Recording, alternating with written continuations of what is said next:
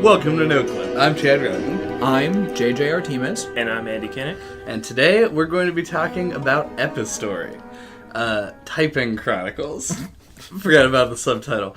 So Epistory Typing Chronicles is a game that was released in 2016, and it's on PC only, and the reason for that is because this game is a typing game. Something that I've been, low-key pushing for us to talk about for a while, because I just love typing games. Low-key. Low-key bored. I ruined the joke. Yeah, great job. Just explaining immediately. Jesus. What are the dates, Chad? What date did this come out? This day... Let's get this back on track. Well, you already said that. Well, I said the year. If you really want to know, March 30th, 2016. I'm sorry I demanded useless things from you. But it was actually an early access game before that. But I did not know about it when it was an early access game, and we certainly do not play the beta of this, so, not really what we're going to be discussing. What we are going to be discussing is the fact that I don't know if you guys have any experience outside of 6th grade computer class with typing based games. I think I have the familiarity that 90% of people have with this genre, which is horrible, shitty kid games that are trash. I think you mean they're awesome. But... And Typing of the Dead. Okay. And I've never played it, but I know of Typing of the Dead because it's weird. It's pretty weird. Typing of the Dead is also the game that taught me to touch type. So, I never learned, even in school, how, keep your hands on the home rows, learn where the keys are and actually type like a person does. Did you just not pay attention in junior high typing class? Yeah, more or less. Okay. I did, because that's where I learned to type. Yeah, because I still, did, the hunt and peck thing, even in that. I would, hide it. I'd be like, oh. Just gonna tap over here, and they won't notice. I feel like it's important to point out this is not a typing game that would ever use the phrase home row, even once from the beginning or to the end. It is, we're very used to all of these typing stereotypes based on games literally designed to teach us as a third-person omniscient narrator about typing as an activity. Right. But no. Typer Shark. Right. Yeah.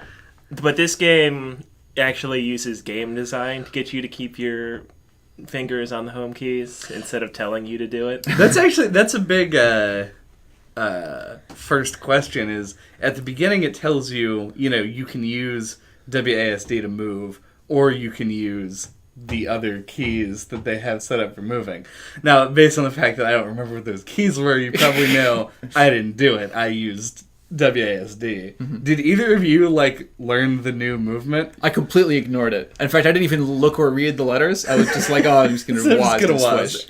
I use the controls they tell you to. All right. The home keys one, because I was this will make it easier to type if I need to on the fly. Right. I don't have to move my hands. And that is smart.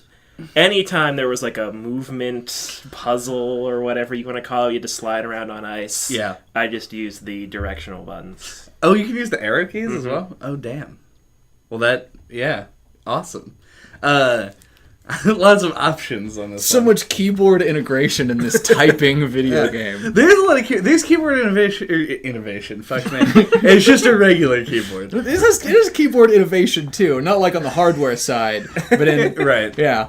But there is more keyboard integration than you would actually normally think of, because while Typing the Dead is my touchstone for typing games for the most part, even it still uses mouse movement or even just directional, the arrow keys and the enter button for menu selection, whereas this game is just type everything. You never have to touch the mouse from the point that you boot this game for the whole experience, and I think that's generally a pretty rad idea. Indeed. It really helps to show how much they kind of committed to the theme and actually treated this like a mechanics set and not I don't even know, the weird way that educational games just treat the activity that you're trying to perform as the only and singular focus instead of the experience of going through the game. And that's a really obvious way to describe what's going on here, but if you try to apply it like to a first-person shooter or something, if you tried to teach someone how to play an FPS by like omnisciently third person talking about like manipulating the controller and like how you point things different directions and things like that, of course it would be a weird and off-putting experience. Right. But it feels so natural here. Yeah, like in an FPS, you don't want to see like the tutorial message that comes up in an FPS should tell you how to aim and shoot a gun, not like place your reticle here using the mouse and then use left mouse button in order to like put damage down on the thing, the reticles. It has to be talked about in some form of abstraction. Right. But because this is a game about typing where you have to sort of focus on the keyboard so much, it's way better to just be like, you know, use these keys to move. And because we haven't actually gotten to this yet, because we spent so much time sort of vaguely joking about how much you like typing games and typing games as an institution, I want to make it clear up front, at least from my perspective, this is good, and I was surprised by how good it was. I think I, like most human beings who might be listening to this, will have like an initial skepticism of any serious conversation about a typing game, and this completely destroyed all trepidations that I had. I would just recommend this to people generally. That's fair. And on that point, like statistically speaking, you, the audience listening to this, probably haven't played this game. You might be listening just because you do that. And I want to say that it's probably... we'll talk about the narrative, but I don't think that it plays enough of a part in the general enjoyment of this game to consider us spoiling it, like, ruining the game. Mm-hmm. So I totally recommend, like, after you listen to this, if it seems interesting at all, totally do try this game out, because it is a wacky, wild ride. Yeah, and JJ used the phrase educational game earlier, and while this is supposed to like improve your typing skills, sure, it doesn't feel like it's an educational game. Like it's not like Jumpstart Typing or something. Mavis Beacon. Yeah, or something you might have played in like elementary school. It's like an actual, like, well-designed game. It feels like a Zelda game that just uses typing as your mechanical interface for everything. Yeah. And it completely works.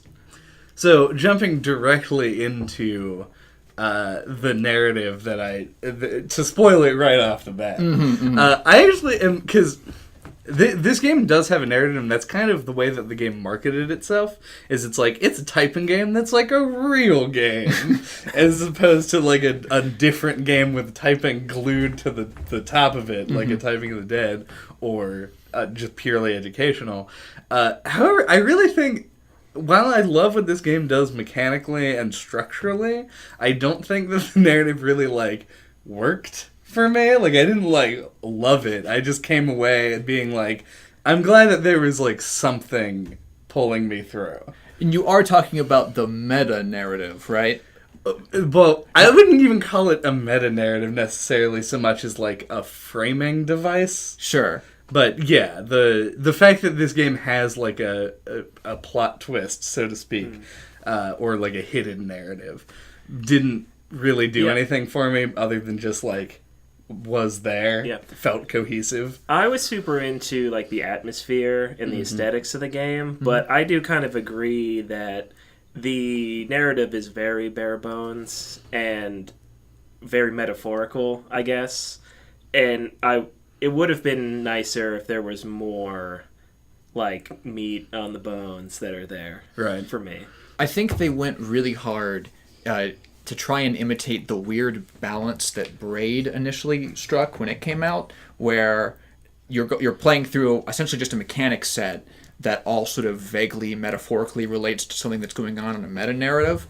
But unlike Braid, this game's like moment-to-moment gameplay is pretty defined. Like it's really easy to understand, and other than just the conceit of everything's made of paper, you can just sort of picture what's going on from moment to moment as if you're just playing a Zelda game, and it makes sense and has a line. unlike Braid, where you kind of need the meta-narrative to make sense of anything that's happening at all, like that game was really weird and sort of psychedelic and how it mishmashed and combined lots of different expectations that you have visually. But this game doesn't have that, so you never need to really reach for the meta-narrative to understand what's going on around you. Right. So instead you just feel like you're playing a Zelda game that has like really emotional, effective the goals for itself that I don't think it ever quite reaches either. The game was going for a lot. Like, I feel like the team, which I actually never even said, the name of the developer of this game is Fishing Cactus. And I feel like they set out to make this typing game, and they really wanted to differentiate it and be like, this is a typing game, but etc. Like, the typing game is the thing that might draw some people in, but might also put some people off of it. Oh, yeah. So they wanted to give it as much extra juice as they could. And they're like, it's a typing game that has a narrative, like a original narrative that we wrote. And it has, like, this crazy papercraft art style, and it's set in a fantasy world, and, like, all of these extra, like, little aesthetic touches that I think work really well, but at the detriment of being, like, maybe they spread themselves a little bit too thin for such a small team. That's a good way to put it, I think. Yeah, they aimed real high on this and clearly cared about what they were going for, and it shows in the final product, but like we've alluded to before, at least on the narrative end of things, you can tell that they probably reached a little bit far over what they were practically capable of delivering. And it made me have the strangest feeling. Like, have you guys ever been in a circumstance where you felt like the social tone of the situation you were in obligated you to be emotional about something, but you weren't? And that, like, immediately started feeding into this, like, sense of personal guilt. Right. So you try and, like, guilt yourself into feeling emotion about a circumstance, but then the emotions just don't work that way. So it never succeeds, and you're just having this weird internal battle about nothing. Yes, but only when there are other people involved, and I feel like social pressure to feel those feelings, or if I had, like, certain expectations for something, and I feel like I'm not meeting them, and I try to make myself feel a certain way. I can agree with, that exact thing. I don't think I've ever sat alone without expectations and been like, I should be sadder than I am right now. Well, Yeah, I would agree to that statement. It's the reason that it was different for me in this case is because this game had such a weird niche, and you can tell that they went so far above and beyond what people would normally expect from that niche. It felt like someone's pet project to me, someone's successful pet project. Right. I felt like when I was playing this game, the same way that someone feels when they, like, show you their favorite TV show. But at least narratively speaking, you kind of don't get into it even though you have nothing against it. And then there's, like, I just kept imagining, like, the cactus people off in the background just sort of, like, looking over your shoulder and being like, do you like it? Like, it's so meaningful. Like, why aren't you weeping right now? And I'm like, oh, I really liked it. See, I feel like in order for the narrative to have, like, hit like that, there would have needed to be more, like, concrete moments of story and less just little bits and pieces that you have to kind of put together yourself. And literally, in the case of the I forget Fragments, scroll, fragments, something like that. Yeah, and looking, I was thinking earlier while we were talking, like, this game felt like it needed, because you made the Zelda comparison, that it might have, like, benefited from some NPCs or something. But then I saw Shadow of the Colossus there on your desktop background, but I'm like, oh, it is kind of going for, like, an isolated, lonely atmosphere. Yeah, it doesn't drive that home particularly well until the last level, though. Agreed. The desert does a really good job of giving you that feeling of isolation, whereas the rest of the game does feel more like a let's explore the woods situation. And but Shadow of the Colossus is a game that is super light on story and has no NPCs or anything like that. Right. But what it does have is an opening cutscene that establishes the story clearly, and then an ending one that concludes it clearly. Right. And this game does not have that. Right. It just it drops you in. It wants to get to the meat of the typing really quickly, and then at the end you're treated with the the reveal that it was like, not like a dream, some kind of like comatose delusion. Yeah, someone piecing their life back together out of a coma. Right. And then that actually pretty good credits song. Yeah. Because that doesn't, in my opinion, didn't come through at all until the end. Right. If you put together all of the fragments and actually check them as you go through it, it's like, I feel like you get the gist of what they're going for by like the third one that you put together of, I believe, 8 total. And but at that point, the mystery wasn't really there for me anymore. It was just like, okay, the girl and the fox is like a girl in real life, and these are the events of their existence. And then at the end, it was like, surprise, she's in a hospital. And like, you get that in the last level's fragment thing, but like, at that point, you're only 4 minutes away from the legitimate, like, full reveal. Yeah. So, it's fine. I thought that, especially in the initial part where I was figuring out that it was a real person, I was on board. Like, I was like, this is cool. Agreed. Yeah, I kind of picked up what they were going for pretty early, but it was so scattered. Like, it's so vague, and there's so little of it that you just kind of, like, just go through the game. Yeah, you sleep it under the rug. Yeah, and you don't have anything to really go off of till the end. Yeah.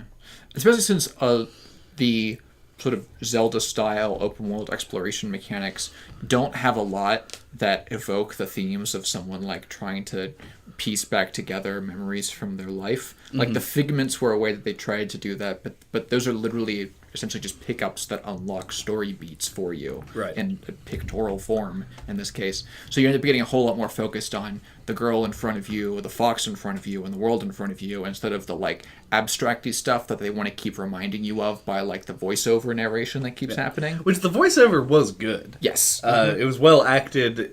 For the most part, well written. There are a few things where I was like, I don't know about the tone it's striking here.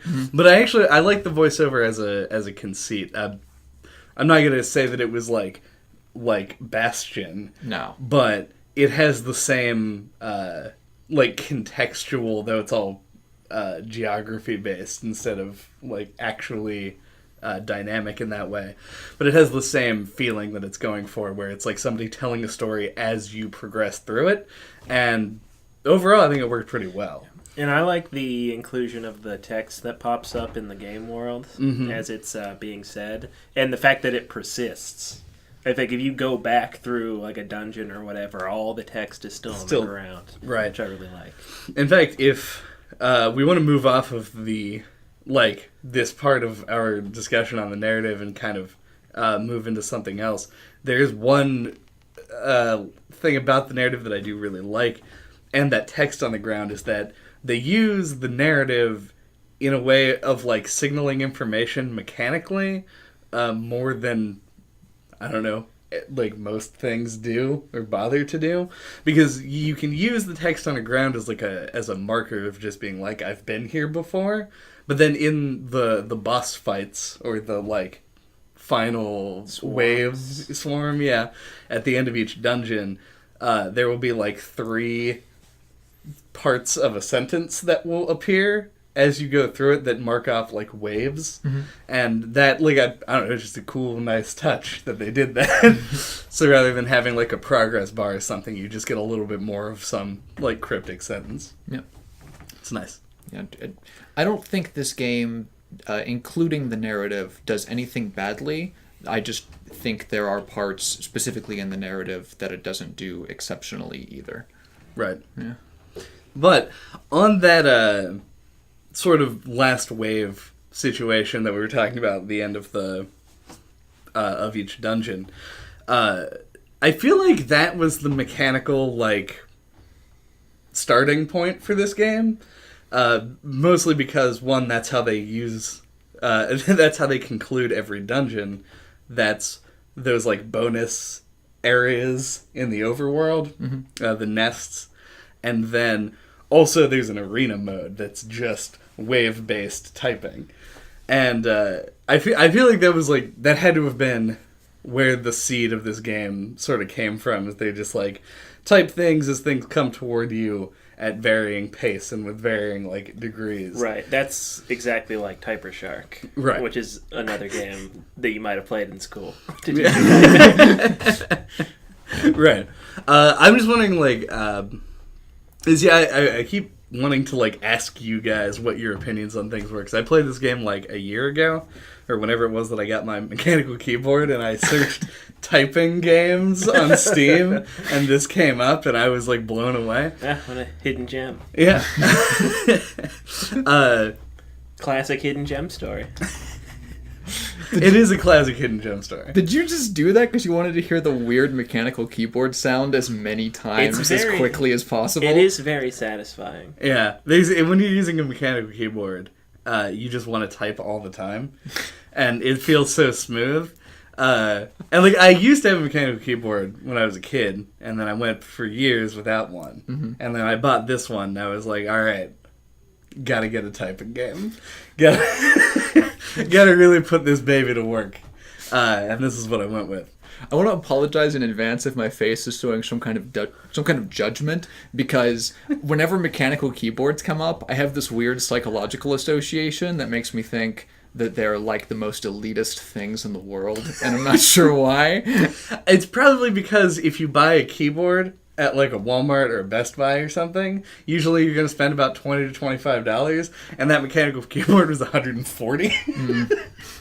So it has sort of an elitist air around it. Are you seriously arguing that you're an elitist on a podcast right now? I don't think... Well, just because he has one does not mean that he is an elitist. No, I'm an elitist. Chad's never been like, ooh, look at my mechanical keyboard. It's clearly superior to yours.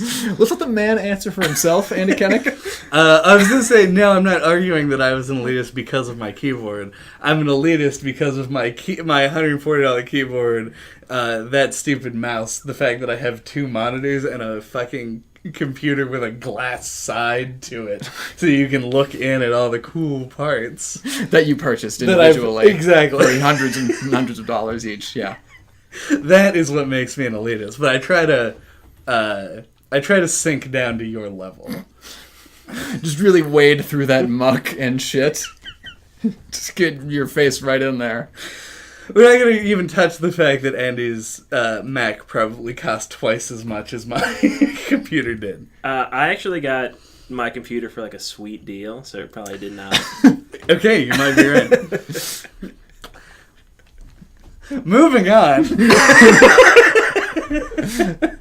I have no idea how much of that I'm keeping. Mm-hmm. So, the wave-based combat thing is what I did want to talk about. And sort of like, did you find parts of this game difficult? Did you choose a difficulty, or did you go with the adaptive difficulty? And actually, let's just start there. What's the default difficulty? The default is adaptive. Okay, that's what I use, because I never opened the difficulty options. The adaptive difficulty is great, and it's actually really well done as far as I can tell. Where basically it's a video game thing now to have adaptive difficulty to try and keep you in that flow state. Well, actually, adaptive difficulties existed since Tetris, Chad. At the very least. All right, elitist number 2 identified. Continue. What I mean is that it's become more common to have adaptive difficulties in games. In order to maintain the flow state of like not being completely held back, but also not having it be too easy. I think that the flow state works particularly well in a typing game because it's something that you have like an innate skill in. So when I say that, I mean like a typing game is testing your ability to actually type on a keyboard, as opposed to say like a Dark Souls game where you eventually will memorize the layouts of stages, know where enemies are, and your execution is what's being tested, and you become better at the game, like specifically that skill set. Yeah. Typing, you kind of come in with some understanding of how to type most of the time, and So the difficulty is a lot. The scaling, like the amount that you're going to get better over the course of the game, is a much smoother curve. So I feel like the adaptive difficulty was a great idea for this because there aren't a ton of adjustments that you need to make. You don't need to make many, but you can make as many as you want. And that's a really cool thing about a typing game that I assume they realized when they were programming and making this, but I didn't because I was a dumb person who never considered using typing as a mechanical interface for a video game. But like, Mark Rosewater will talk all the time about knobs in game design, like the number of different things that you can adjust in any specific mechanic to make it better or worse. Mark Rosewater being the lead designer of Magic the Gathering. Yes. So you'll have certain, to use like standard video game examples, like the amount of damage that a bullet does. Mm-hmm. If your game only deals damages in whole numbers, then you can only increment things up or down 1. Mm-hmm. And if your game has thousands of HP instead of like 5 HP, the amount that you can adjust something and change its relative balance can either be really, really minuscule and fine detailed or really, really huge. And being huge can be restrictive.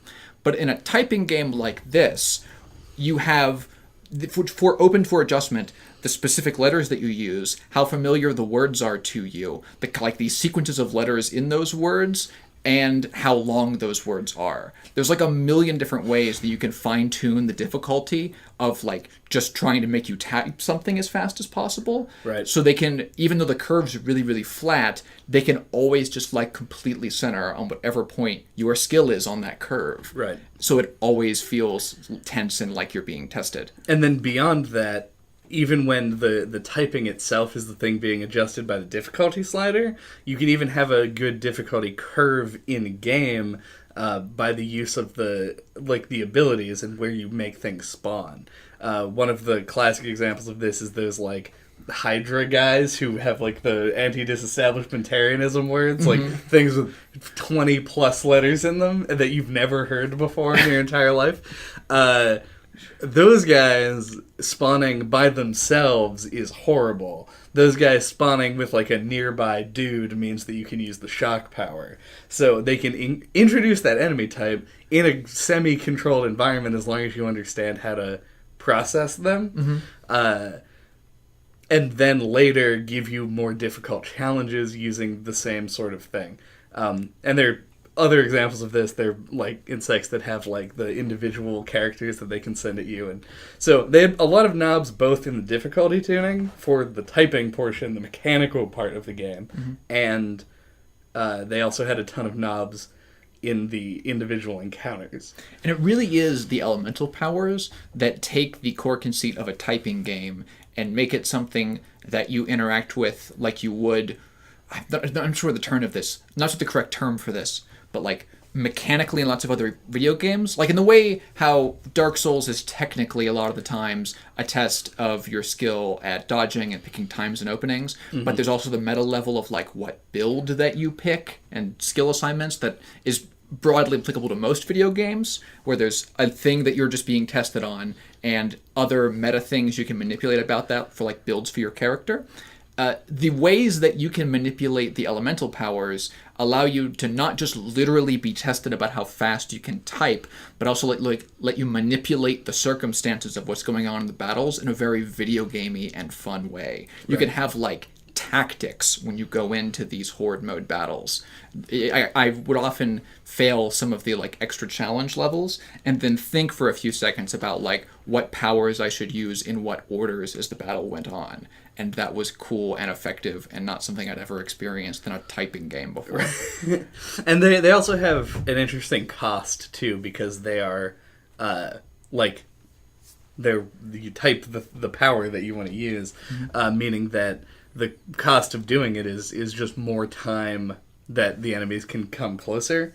And I particularly like the fact that they chose the words that they chose, where like fire, wind are both 4-letter words and sort of like your general offense defense power.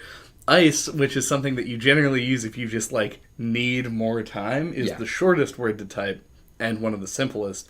And then is it spark? Or it's spark. It's a 5-letter word. It's a 5-letter word, and it is I think inarguably just the strongest of the elemental abilities. Yes. I found that ice was the best, in my opinion. They're both To the point of being, like, overpowered, I thought. See, I always felt that about Spark, but we could... Because, like, for me, like, if there was ever anything giving me trouble, like, I would just, like, type one word on each enemy and just kind of, like, make a circle, and they, like, wouldn't come any closer, and it was just like... Yeah. Well... I've had circumstances. There they go.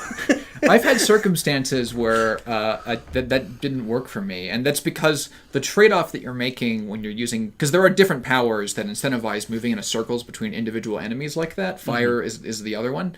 And what it costs you is the time to stop looking at that thing and look at the other thing. Because since two words will show up on enemies with multiple words at any given time, you can type. I figured this out like late game. I don't know why I never made the connection before, but you can type like way faster by just straight typing on one enemy instead of switching. Right. Because fire is the first default power, so the general habit that I got into was switching. Right. So you end up losing speed if you go through the circle. If you do the circle method, and that's part of one of the reasons why I agree with Chad and thought Spark was like by far the best one, because you could just hone in on one thing and rapid fire it and still do AOE damage all the time.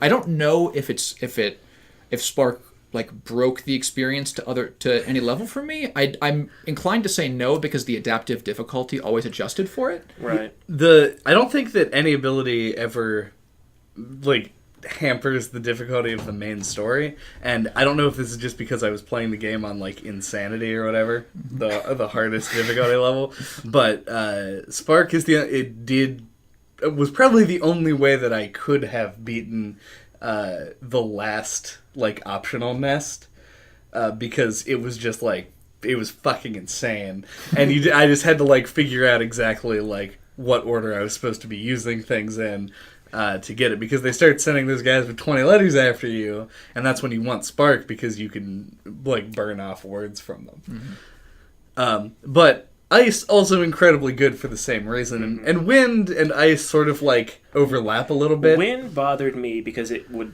push enemies out of the zone where the words would show up. Yep. And you would just end up like having to sit and wait for them to crawl back in. That reason specifically is why I almost never used Wind. Yeah. So. There are very few like arenas that were like designed for it. Where Right. you could push them and their words would still be there. Even some of the ones where they are, like where they send purple enemies, Yeah, if they go to the later. sides, it Right. seems like they get cut off earlier. Yeah. All the different elemental powers having their own like contextual uses when you have to trade off essentially AoE damage against additional time against like burning additional words, like I guess DPS in this weird typing game metaphor. It works well, and I really did like it, especially on the later levels where they started to mix things. Yeah. I also kind of like the puzzle elements that the elemental things bring. While we're talking about like the battles, my favorite thing that they did in the game, and I wish they would have kept it going through the rest of it, was the I can't remember, that was in the mine, I think, where they had the little crystals that you had to light up.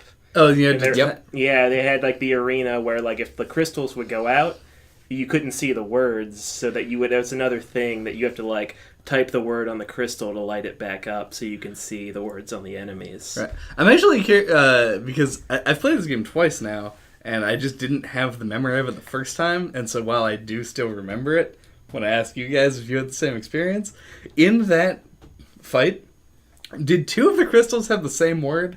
No. I think no. Almost certain no, but I'm not sure. Mine did. I don't know if it's a random thing or if there was like a bug, but I had two of the same, and it was like an extra challenge. I even died in that and then came back, and they were still the same word, so I just assumed that it was like preset. But I had two that were the same word, so every time that one of them went out, usually both of them went out because you light all of the things at the same time. So you had to, like, I would type it, and, like, sometimes it would go to the one that I didn't want, and it was like, oh, God, I gotta type this word twice in a row really fast. Maybe it's an additional sanity challenge, who knows? But I do know that it is possible in other circumstances for repeat words to show up on the same screen. There's some kind of random distribution going on even on the lower difficulties, because I've had, like, 2 of the logs be the same word on the same screen. Right. So. Also, in the words. Video game. Where do you find a Zapdos? A power plant. In the Yes. power plant level? Hold on. I'm going to make you restart it before you get too far, because the fact that you had to remember what a power plant was by going to where do you find Zapdos is the nerdiest thing I think I've ever heard you say. That's ridiculous. It's up there. Yeah. I'm sure I've heard you say something nerdier than that. There's a good chance. We do a video game podcast once every 2 weeks. No Clip Podcast at noclippodcast.com. Also, in the power plant level, especially during the final boss fight, this becomes an issue. You can see some of the things that you can, like, switch or activate in the main world from the platform that you're on. And so you can just accidentally type words that are down, like, not even part of the boss fight, which is a weird thing. Yeah. I was waiting for that level to use that as, like, a gimmick. Like, a couple of different... There's another level where you can teleport between multiple floors. And I was waiting for the puzzle or the secret thing that required me to activate a level on a different floor. Was on a different, like, plane. Yeah, never happened. But I was thinking... Because this is actually great. If Fish and Cactus is listening to this and they're making Epistory 2, keep this in mind. I've been playing Cuphead, and there's a boss in Cuphead where the way that they telegraph... it's like a clown with a roller coaster that goes by, and the way they telegraph when the roller coaster is going to go by is that you see the track in the background and it comes up the other way. If you could, like, see things happening and, like, maybe toggle a door or something to control the flow of the enemies from, like, a different plane, that would be cool. Would be a really neat mechanic that this game obviously had the tech to pull off and just, like, wasn't done. Probably because they didn't think about it. I was definitely waiting for that to be a puzzle element as well. Because the Wind Temple or whatever had that where you could see stuff in the background as well. Yeah. Yeah, you could even fire things, like, up or down on the Wind Temple at different Yeah, levels. like, you could just, like, shoot some things down on the, like, a lower floor just for some more points. You know, like... Oh, speaking of or experience or whatever. Doing shit for more points... other thing that I initially was kind of mad about, but the more I played the game, the more I liked, the combo incentive element in the overworld. I think it's like what made the overworld exploration in this game entertaining for me, where I could see it without that being kind of tedious. I 100% agree with that. Yeah. Yeah, I really like the fact that you can continue a combo just by, like, zapping a log or whatever. Yep. So it serves the double purpose, of course, of acting as a marker on the map to show you where you were, but also you can do that thing where you run from a battle through the overworld and, like, hit some rocks or stuff and then find another battle and get into it and continue a combo for fucking ever. Yep. And you get, like, huge points and it feels good to level up. Until the end of the game. Where you're like, oh, I'm just done leveling. Yeah. That was, I thought, a very odd... I don't know if it's the skill... Because I don't know... When did you guys, like, hit max level? 2 dungeons before the end of the game. Okay, that's... I didn't. You didn't hit max level? No. Okay. So you probably didn't do many of the like, optional things. No. I think I started the game a little too late. So I just wanted to get it done in time. Which that is, it does not take a long time to get through. The game world's not that big, and I enjoyed it enough that if I had another day, I probably would have. But right. Yeah, I was close though. I think I was only 2 levels away, maybe even 1. Mm-hmm. So, but for the most part, like, if you just sort of, like, go about... And I mean, honestly, that says a lot for your navigational skill as well, because I would get lost quite frequently and just stumble upon things that were optional and just do those, and that's kind of how I hit max level as fast as I did. But you just run out of things on the upgrade tree. Like, like, I had points in the bank before I unlocked the last powers. Yep. Where it's like, I don't know if that's really the best. Yeah. Yeah, because it removes all incentive to do the awesome, fun overworld combo stuff. Right. Yeah.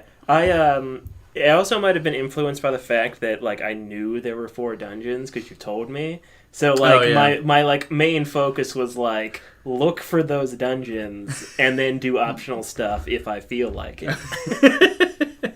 Yeah, because there are 4 necessary dungeons, the 4 ones that give you the 4 powers. And when you unlock one of those areas, it, like, pops up, like, Chapter 3 or whatever. Yeah. I hit Chapter 4 before Chapter 3 this time. Me too. And I was like, this is weird. I was wondering how non-linear this game was as I was playing it. Not super, but, like... I didn't know how, like, precisely they designed it, whether or not, like, things were gated until you had... Yeah, there's a ton of gating in this, in terms of, like, there's just shit all over the place that has elemental things associated with it. Mm-hmm. And the map reveal icons that you find that give you more of it are gated to your current experience totals. Right.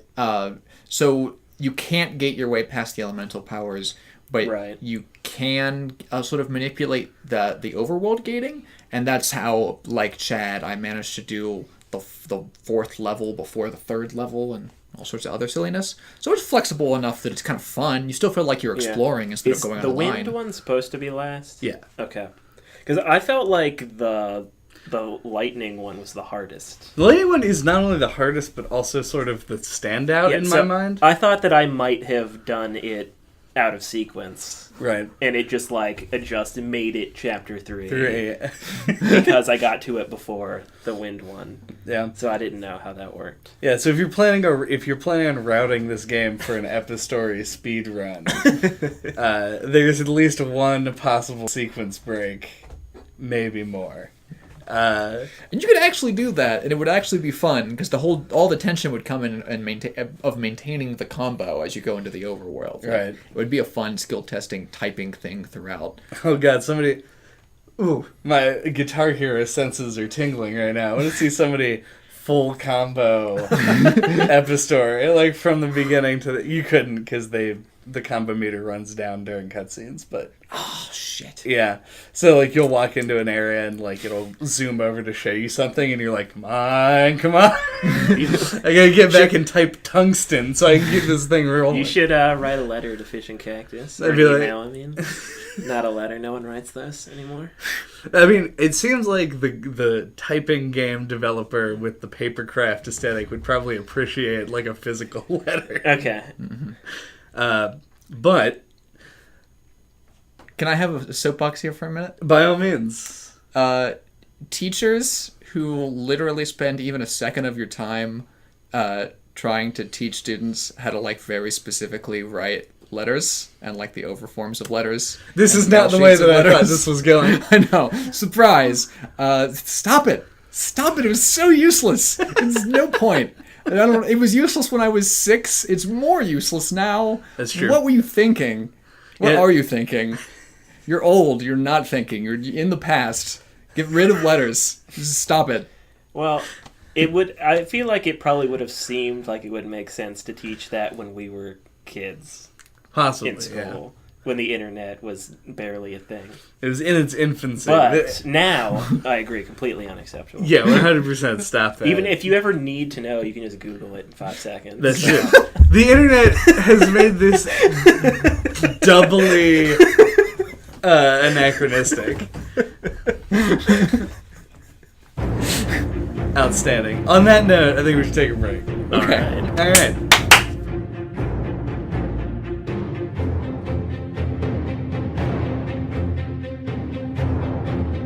Wasn't there like a video game or something that... Oh, right.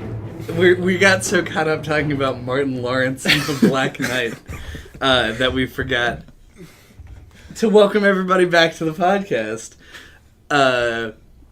When we left, we had pretty much concluded a lot of discussing of the discussion of the mechanics, and I think with the exception of the actual keyboard and typing stuff in Epistory, the thing that's going to draw a lot of people in is going to be that aesthetic and like how fucking gorgeous it is like a weird papercraft thing. Yes.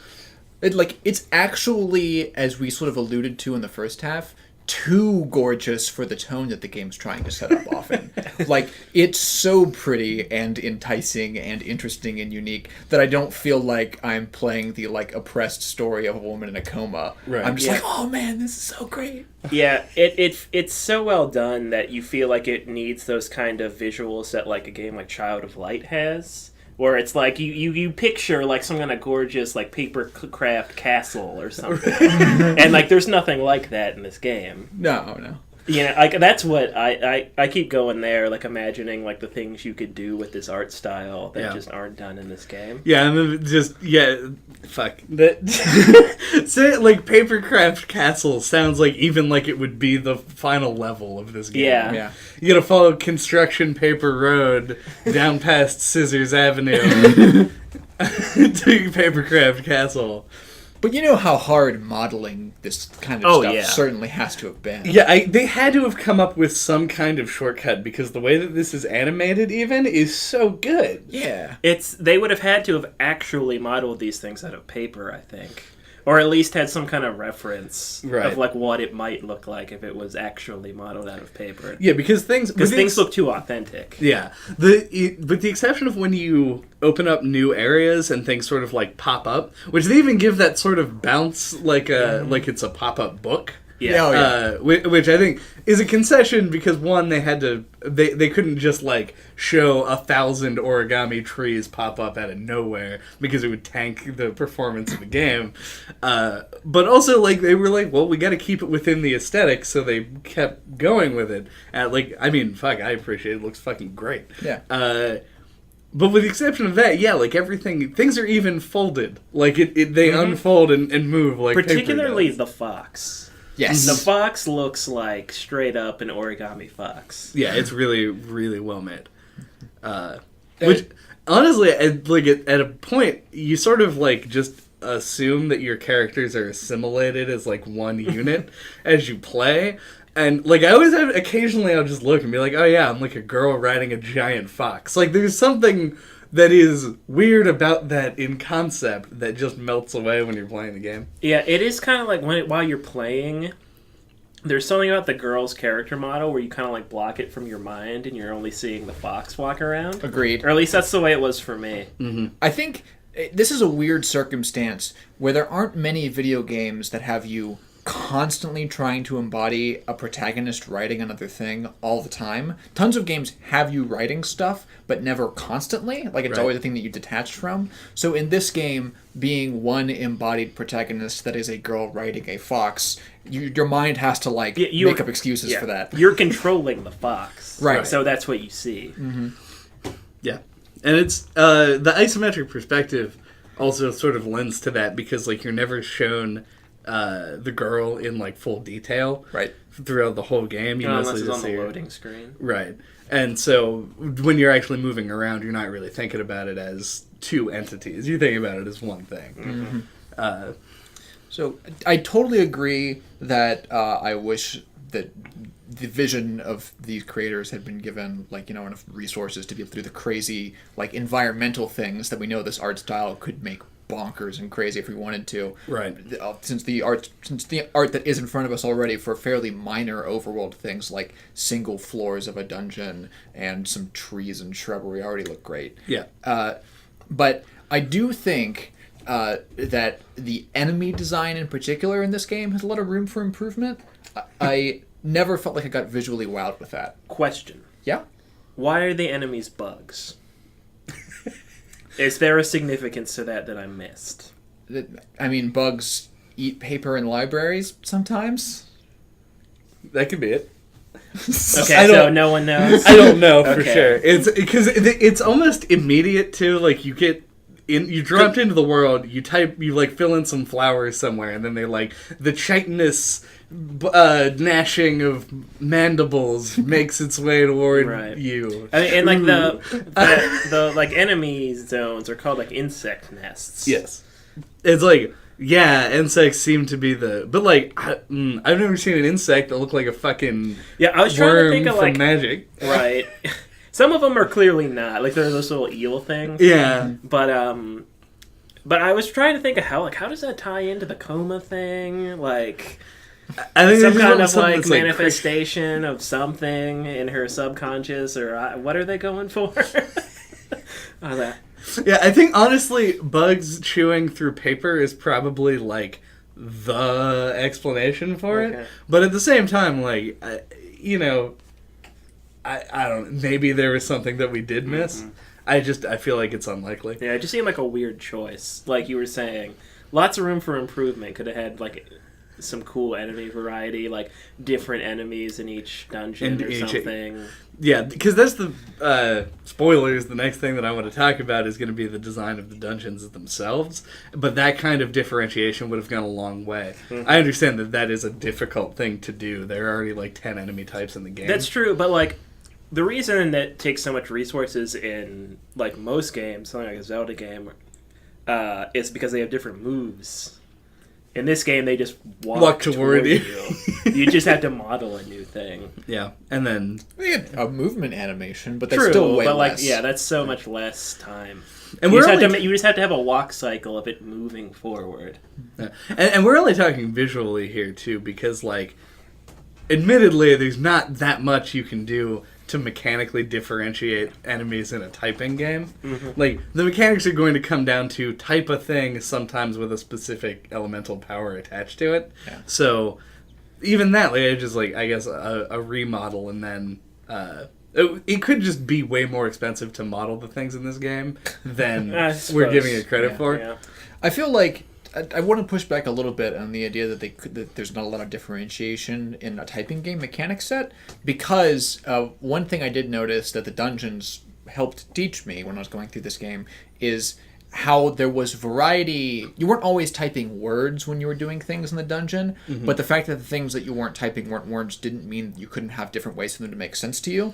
Like the bridge sequences in the lightning level, where you would have to roll your fingers over a particular point. Yeah, that was excellent. The mystery scrolls that legitimately confounded me because I'm a stupid person for a long time, where they just look like random combinations of letters and take you 7 years to type until you figure out that they're just one line of keys all straight in a row, and you can just go a magic finger across the keyboard. That was a really legitimate facepalm on that one. But I think maybe I was helped along by the fact that the first one I think that I encountered was one that was ASDF. Yeah. I don't know, maybe I'm just an angry dork, but when I was a kid and I would die in a game, I would just start rolling it ASDF over and over again. And so it was pretty clear when that was the case. Mm-hmm. But yeah, it does, because they do full rows on the keyboard. There's more than that even. They have the numpad surprises with the safes, what made you actually shift over to the numpad naturally just so you can try and do it faster. Or if I'm not mistaken, in Andy's case, type on the top row. Yeah, because my keyboard doesn't have a numpad. Aww. And the back and forth occasional locked things where you just have to repeat it really fast. Those were fun. I wanted more enemies that did weird things with keyboards outside of words like that, and that's totally room for expansion that you could do in another iteration on this kind of concept. Right. Mm-hmm. But it would have been neat, especially if they found. Well, actually, come to think of it, this might be actually useful, but if they could figure out some way that it could allow you in a typing game to differentiate targets, so you didn't have to always focus on one thing. It would be really difficult to do that because you didn't want to interpose a switch time. You can't type things at the same time. Right. And I can see that being a limitation in the medium. But in my mind, I'm imagining myself sitting here with 2 keys doing a weird back and forth while trying to reach over to the numpad and do something strange. Yeah, I mean there are lots of mechanical things like that could be implemented where it's one thing just has I don't know, CX over it back and forth over and over again, and then while something comes up from the other side that you can type with just your right hand, and that would be an interesting sort of thing, but it would also have to be built around. Like, it wouldn't be like something that could just happen in an encounter. And, like, this game is designed to, like, teach typing, or like, improve your skills with typing, right. and that kind of thing does not accomplish that. Agreed. So they might have ruled that. They might have thought about that stuff and decided not to put it in. Mm-hmm. Like, my legit favorite thing about this game is that it is a typing game that doesn't have to compromise itself toward that goal. Right now, it's maximizing both, but you could make a game that abandons like its pretense to teaching you how to type things and continue to maximize the gameplay a little bit further. I agree, and I would also prefer that, but I feel like the developers would not. Yep. And my read on it was not necessary, and I didn't read promotional material for this game or anything. But like my read on it really wasn't that it had any aspirations to teach you to type so much as it was just like a test of your typing ability. Yeah, I think teaching's the wrong word. I think it's specifically to help you improve your typing skills. Yeah. It even has like it'll tell you like what your average words per minute are and things. So kind of a thing like that. I think to that point about like having it as an expansion, I want to point this out. I don't really want to go into it because I haven't experimented with it at all. But this game actually has Steam Workshop support, and people have introduced things like word packs and like British English spellings, so that you can, if you're playing it at a different on a different continent, you could change it over so that you get your OUs on a worse continent. Oh yeah, worse continent. In case you thought that we weren't an America-centric podcast. I mean, in these times, you really got to stake your flag. And our flag is the American flag. These trying times when we talk about typing games on a podcast. But yeah, so there's actually room for, like, independent, like, fans of this game to, like, produce some of this content. While they couldn't make new enemies or change the encounters, they can change the type of things that show up on screen. So,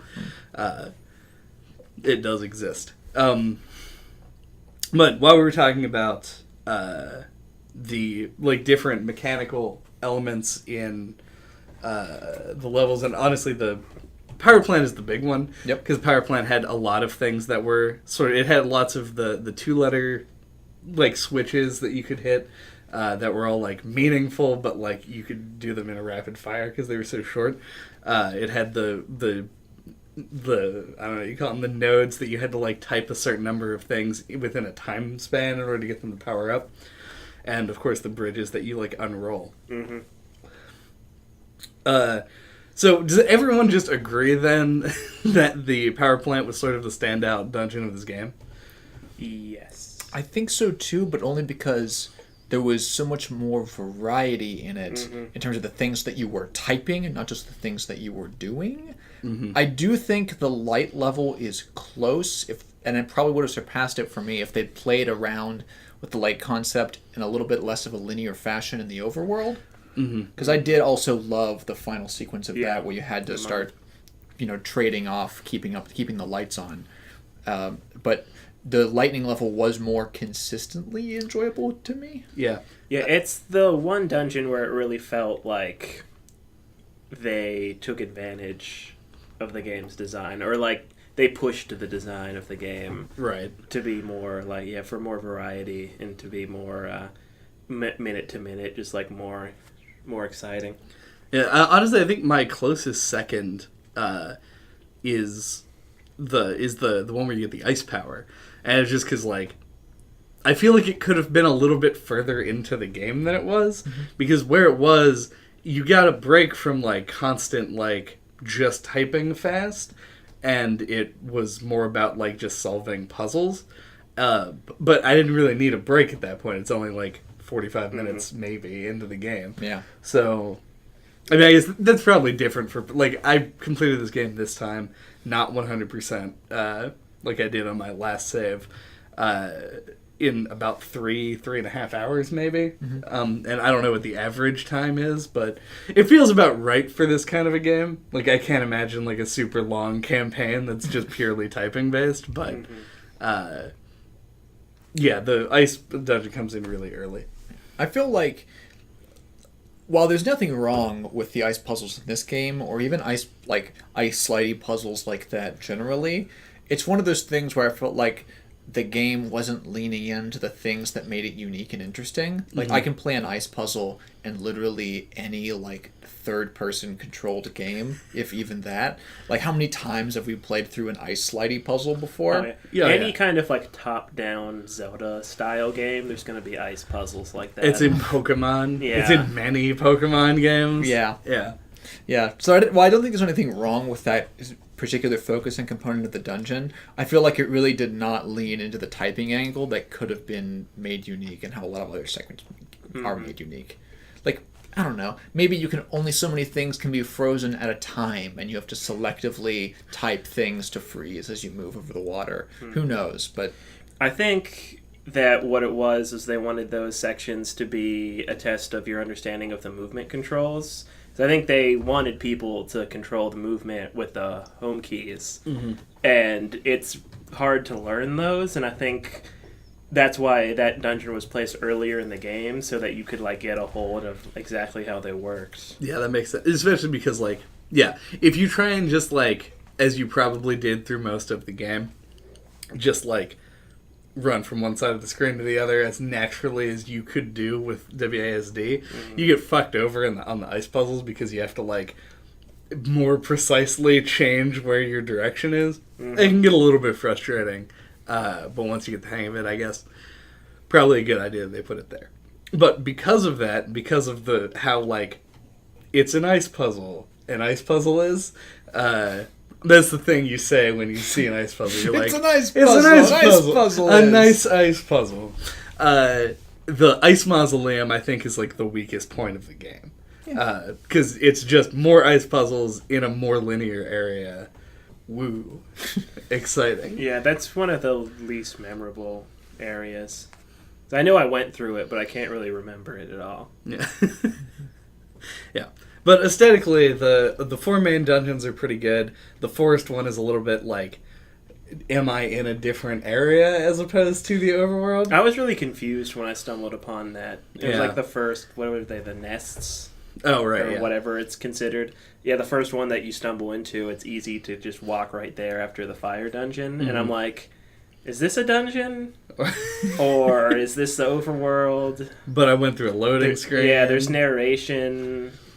I don't know. Yeah, it's kind of it's weird. It's confusing.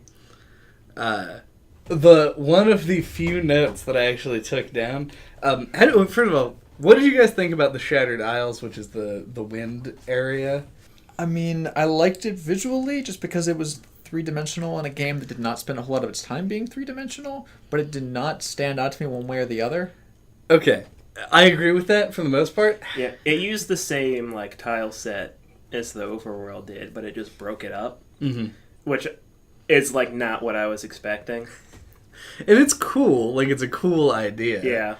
But that's about as far as it went. The puzzles weren't particularly engaging, like the just hit several things with a wind.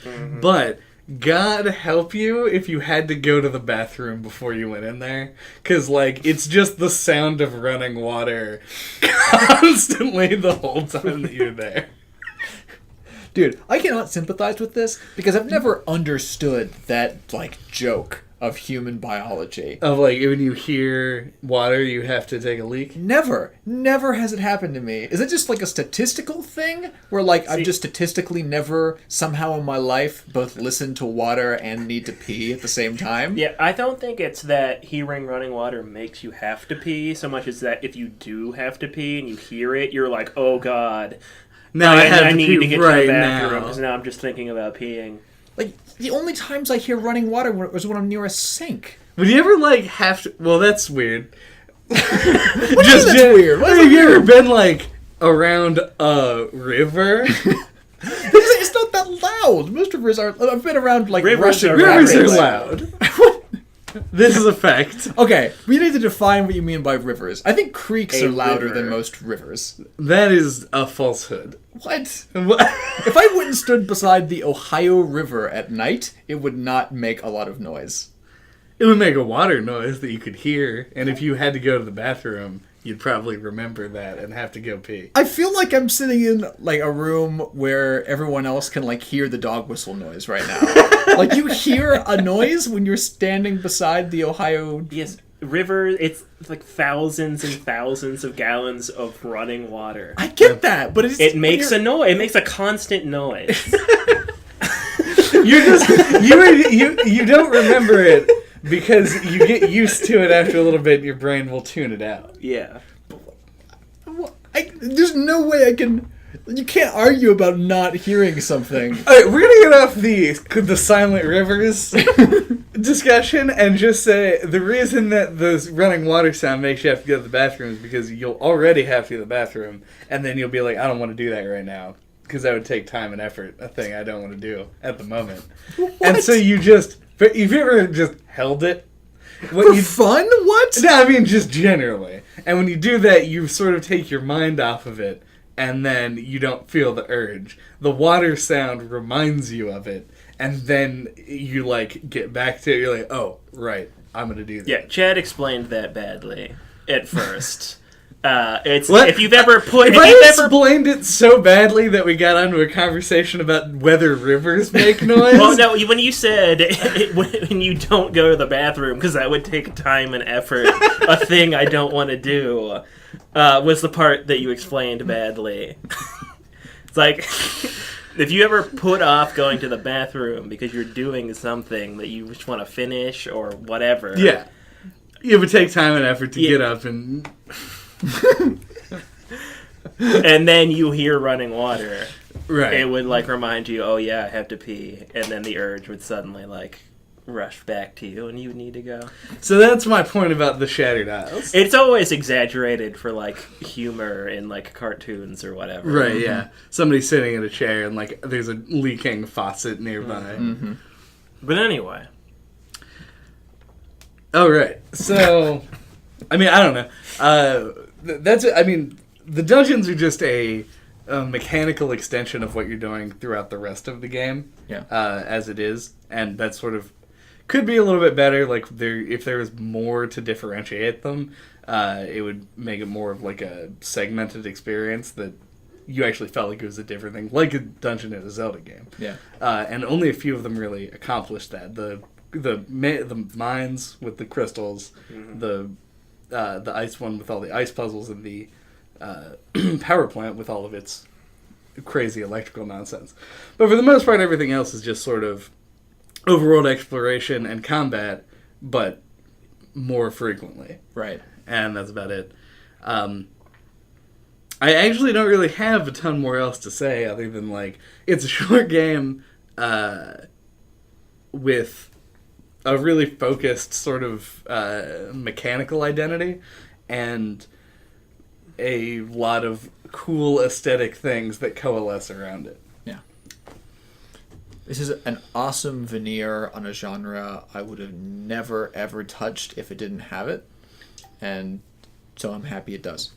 That kind of disappoints me a little bit. I guess we're doing final thoughts at the moment. I don't know if that's but it does disappoint me a little bit because, like, I was hoping you'd be like, oh, now I'm super into wanting to play typing games. And I could be like, here's some more cool typing. Oh, no. I don't mean if other typing games take typing as a mechanic in the same cool and interesting ways that this game does, I am on board. Because that's what this game... When I said veneer, I didn't mean veneer like sweet art. I meant veneer like the context of a Zelda game. And if you can show me other examples of things that aren't just like, whoa, there's a word on screen, type it real fast. Right, like Typing of the Dead does. Yes, then I'll be happy. Okay. I'll keep that in mind. Alright, I guess my final thoughts are... I have a kind of a nostalgic soft spot for typing games from playing like lots of them as a kid, right. Like in school.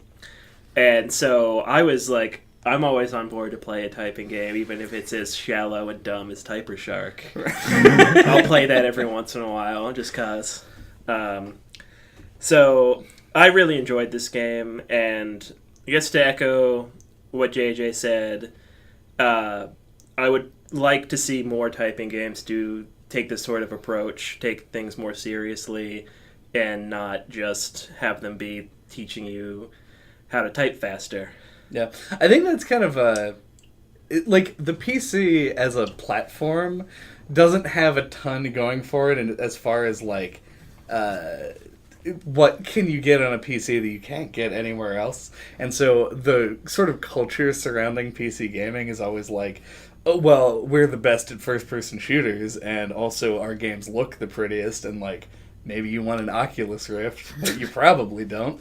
And like the fact that since the like Sega Mega Drive or whatever, there hasn't been like a weird keyboard peripheral for a game console. Oh, Chad. Oh no, is there a keyboard for everything? I just fucked up. I know there's one for the Wii. What? What? I didn't know about this. Yeah, I don't think it was ever released to North America. Okay, that but makes there was sense. like a Pokemon typing game for the Wii. What? There's a Pokemon typing game on the 3DS. Oh, it's the 3DS. Yeah, and there's a 3DS keyboard that's like fucking tiny. I thought it was the Wii. If you're excited about fucking tiny keyboards, have I got news for you? I'm excited about keyboards generally. The size is really Wasn't irrelevant. there was one for the Super Nintendo? Yeah. With Mario Paint, yeah. Imagine in your mind an Xbox 360 controller. I don't. Okay, I've got it. Picture clear in my mind. Yes, like a true gamer would. Mm-hmm. You know that thing in the bottom of the 360 controller that's for a headphone jack of some kind that no one has ever used because they immediately replaced the shitty Microsoft 360 headset that got packaged in? Yeah. Okay. Imagine if, keeping the shape of the 360 controller in your mind, Keeping it there. you could take a weird log of some kind and just shove it so it makes the bottom where like the handles where your hand would be a completely smooth line, and between your handles is now like the tiniest QWERTY you could ever like imagine. the messenger keyboard. I know what you're talking. Exactly. Okay, but that doesn't lend itself to doing anything productive, let alone making a game based on it. Does this mythical 3DS keyboard do that? Well, it was Yeah. packaged with a Pokemon game that you could type in. Like, that was its purpose. Oh, you're Yeah. saying we just needed a 360 video game that required that stupid, like, log keyboard. I mean, at that point, really, the log keyboard would be better suited for something like an MMO or an RTS, where you could just use the keys as shortcuts, because it was so unintuitive to actually type words on it. It was supposed to be to send messages, which, as I think anybody who played Halo knows, is the last thing you want to be made, like, easier and more incentivized. Oh, God. But my overall point is that everyone who has a PC has a keyboard. It's an understood input device that's used in pretty much any game. Utilize the whole thing sometimes. Like, the existence of typing games as sort of a novelty is almost surprising to me, given, like, the fact that when video games were barely a thing people had, you still had, like, text adventures, which did use the keyboard in a different way than this does. But, I don't know. It would just be kind of a cool thing to see become more popular. Yeah, it's the kind of thing where people associate it with school or with educational games, and so they don't ever think, like, they think, oh, a typing game. No thanks. Yep.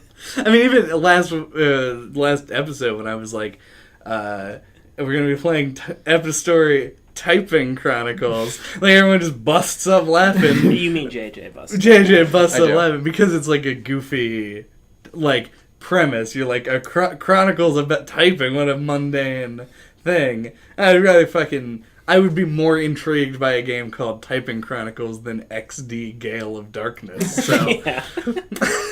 Yeah. I mean, even to mention a game we talked about a few weeks ago, Super Hot had those sections where you had to, like, respond. Yeah. You could actually type stuff. Like, that would be way cooler. I agreed. There are lots of things I that think using there's- the keyboard is a legitimate input. Yeah. It is, like... So it is an intriguing, like, prospect to imagine all the things you could do if you implemented the whole keyboard in a game. Right. And you brought up Child of Light, and we talked about Ori not too far back. These are games that are, like, were able to achieve like a beautiful art style because they were basically funded by a much larger entity, Ubisoft and Microsoft Studios respectively. If something like this, which already looks really good, could get that sort of a backing, you could imagine this game being like a much more like, I don't know, polished, even like positive, like popular experience if it was backed by something big enough. It's easy to get that backing for like a platformer. Yeah, this game totally falls into the category that like I'm sad didn't get pulled in to like a Microsoft E3 press conference where there's that one section where they show like 15 indie games back to back. Right. This game belongs there. Yeah. But well, it did win some like indie awards. Good. So good for it.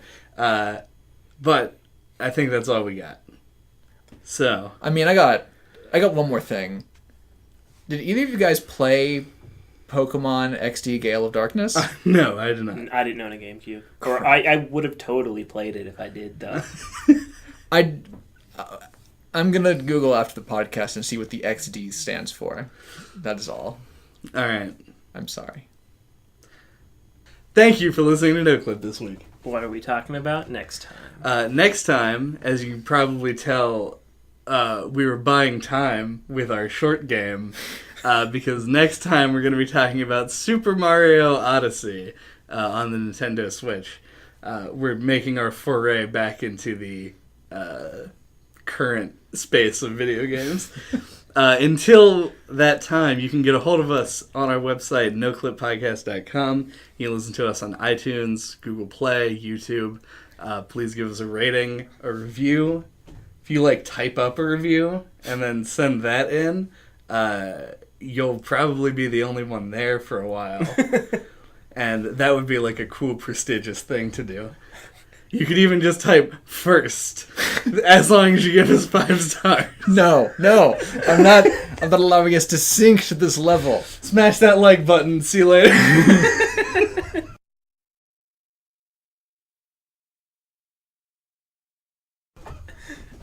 It's Mario time. It's Mario time. Is it like a sex joke that I just made? No, pizza denied. Modern YouTubers, that's the phrase they use. Smash the like that button. like button. Join the hit it real fast. Join the notification squad is another big one. Fuck that. You have not. I thought most people just said like, comment, and subscribe. Well, that was the old one. But now we have to smash the like button. Smash that like Smash button. that like button. Ring that bell. Ring the bell. Smash that like button. You haven't specified, though. You ignored my question. Oh. I asked, is it a sex thing? Is it a sex joke? And you said, it's the thing people say. Leaving open that it could just still also be a sex joke. I'm leaving it open to interpretation. I don't think so. Okay. Smash doesn't exclusively refer to sex. I'm not It claiming it only does. started but referring it to could. sex 4 years ago. I know. It could. That's why I'm asking. No, what? It might. No. Have sex with that like button. Good night.